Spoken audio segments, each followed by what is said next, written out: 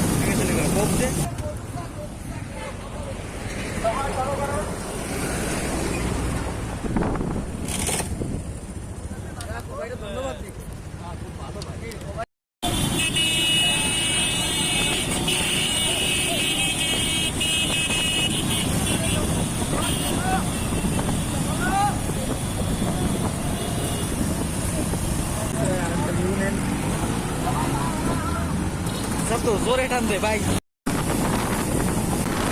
না না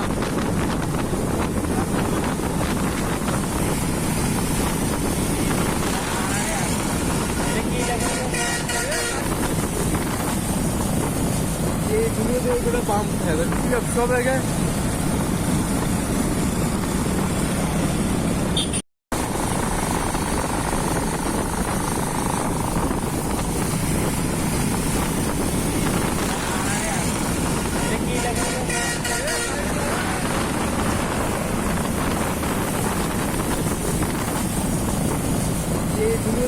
পাম্প হবে সব জায়গায়।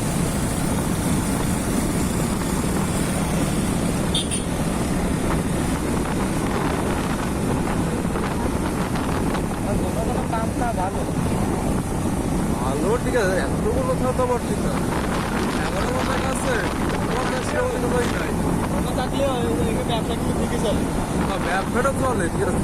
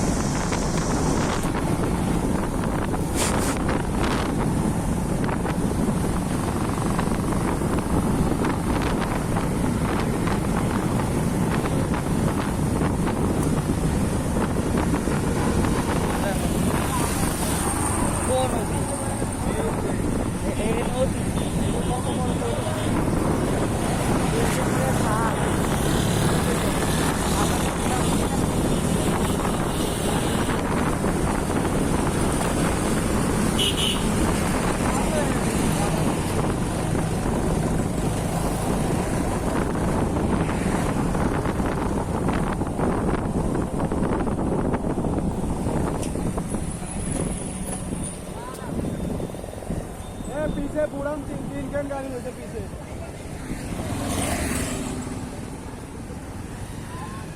ब्रेक कर दो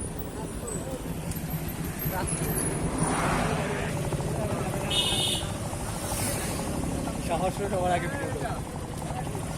কলেজ যায় না তাই বাবা ইজ্জত নিয়ে খেলা হচ্ছে।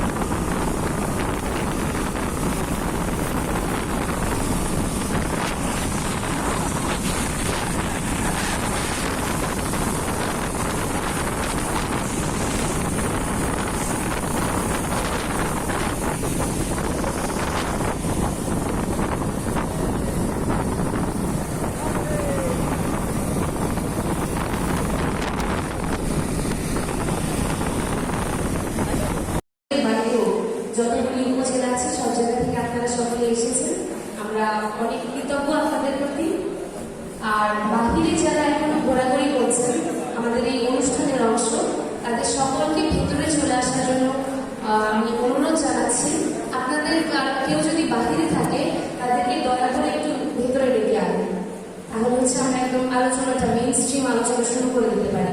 আচ্ছা, এর মধ্যে আমি রুমান এবং সাদিয়াকে অনুরোধ জানাবো, আমাদের যে আলোচনা সভাতে আপনাদের থেকেও অনেক অভিযোগ, অনেক পরামর্শ শোনার আছে।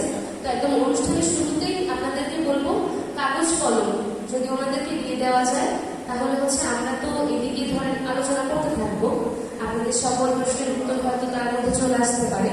তারপরও আপনাদের অভিযোগগুলো লিখিত আকারে নেওয়ার আমরা একটা প্রয়াস চালু করতে চাচ্ছি। এখন এই পর্যায়ে আলোচনা সভার একদম শুরুতে আপনারা দেখতে পাচ্ছেন আলোচনী কেন্দ্রের আপনাদের কিছু সদস্যরা আছেন, ভাই বোনরা আছেন। আমরা কখনোই নেতৃবৃন্দ বলি না এবং আমাদেরকে নেতৃবৃন্দ বলে হয়তো পরিচয় করা দেওয়া হয়, কিন্তু সম্পূর্ণই ভুল। কেননা বাংলাদেশ গণতান্ত্রিক ছাত্র সংসদ তাদের যাত্রা এখন শুরু করছে এবং এখন যারাই থাকবে তারা সকলেই আমরা সদস্য, তারা সকলেই আমরা এক পর্যায়ে কাজ করছি, তো সকলেই আমরা নেতৃবৃন্দ। ওই জায়গা থেকে আমরা আপনাদের সহযোদ্ধার মতো।